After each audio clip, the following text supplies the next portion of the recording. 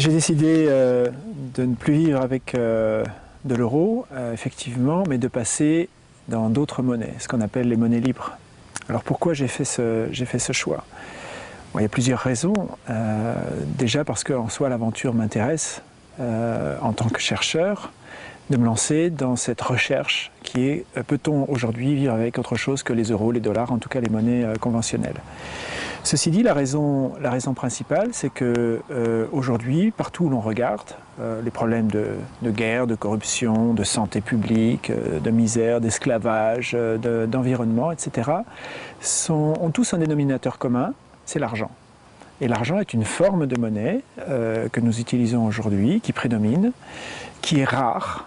Pourquoi rare? Parce que la majeure partie des gens en manquent et sont obligés d'entrer dans des chasses à la monnaie rare, des chasses très dures, qui incitent à des attitudes prédatrices, au consumérisme aussi, c'est-à-dire créer des produits que les gens vont acheter, hein, c'est aussi une chasse à la monnaie rare. Donc, comment peut-on créer d'autres systèmes monétaires qui permettent bien entendu les échanges, qui ne soient pas rares mais suffisants, qui soient pluriels, parce qu'on ne peut pas fonctionner avec une monnaie unique, on a besoin de monnaies qui sont différentes, suivant qu'elles vont avoir des fonctions sociales, ou des fonctions de marché, ou des fonctions de spéculation, etc. On entend de plus en plus parler aujourd'hui de monnaies complémentaires. C'est la première étape. Alors déjà, les monnaies complémentaires, comme leur nom l'indique, elles complémentent le système. C'est comme un complément alimentaire, ça ne remet pas en cause fondamentalement ce qu'on mange, ça vient complémenter ou pallier aux déficiences du système. Ce que font les monnaies complémentaires, notamment, elles vont injecter de la trésorerie dans une autre unité de compte, là où la monnaie classique, elle est partie ailleurs. Alors, pour citer des exemples, il y a par exemple aux États-Unis ce qu'on appelle le time banking, les banques du temps. Les gens, dans plein d'endroits, dans plein de zones économiques, dans des quartiers défavorisés, etc., les dollars sont partis ailleurs, ils ne sont pas là. Mais qu'est-ce qu'ils ont les gens? Ils ont du temps. Donc je vais donner 2 heures de mon temps à quelqu'un, j'ai un crédit de 2 heures que je peux à mon tour dépenser avec quelqu'un d'autre qui va aussi me donner de son temps. Et on a soudainement, en ayant créé un crédit mutuel fondé sur une monnaie de temps, on a comme ça des zones économiques qui se réactivent, qui redeviennent vivantes parce que les échanges se font de nouveau, et donc non plus sur des dollars mais sur du temps. Vous avez en Suisse par exemple une monnaie qui est vieille, qui a 80 ans, hein, qui est le VIR, W-I-R.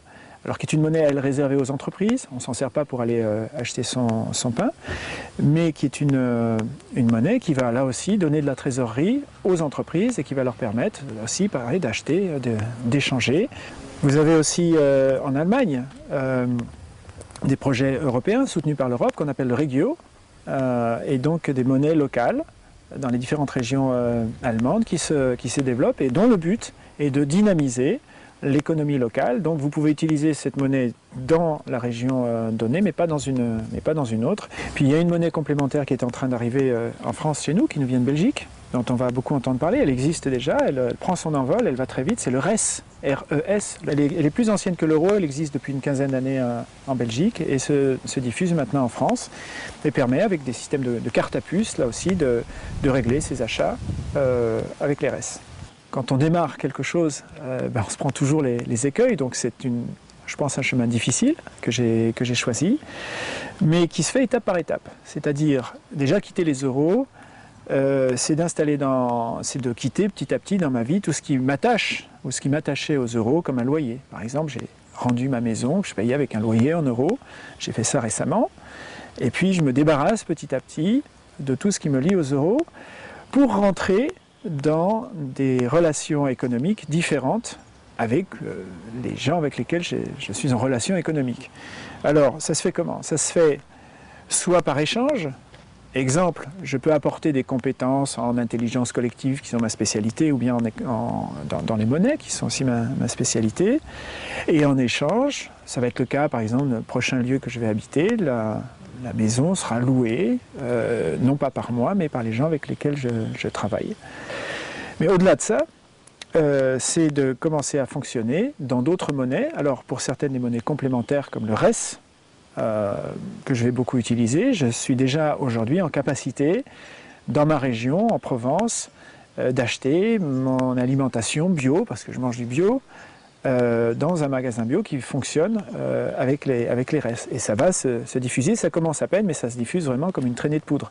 Pourquoi? Parce que les gens ont besoin de se monétariser, ont besoin de trésorerie. Donc le besoin de restes est énorme et les gens adoptent ça très très vite. Alors il est évident que le fait de passer aux monnaies libres n'est pas du tout quelque chose qui peut se faire seul, c'est un processus organique. Comment ça va se passer? Soit je rencontre petit à petit des marchands, des commerçants, des entreprises qui disent « Ah ben tiens, je veux bien accepter telle monnaie libre ». Par exemple, on a une qu'on est en train de créer qui s'appelle le WE, W comme nous en anglais, we are, we do. Bon, qui est une monnaie d'échange. Tel commerçant accepte ça, bon ben ça y est, je veux dire, donc pourquoi il accepterait cette monnaie? Ben parce qu'il sait qu'il peut la dépenser dans le réseau qui utilise les WIS, ou les RES, ou autre chose. Et de plus en plus de gens, plus il y a de gens qui vont rentrer, plus ils vont s'apercevoir que bah oui, c'est un cercle économique, donc telle monnaie est utilisable dans ce cercle économique, donc je vais l'accepter parce qu'elle m'intéresse. C'est comme ça que ça va se passer.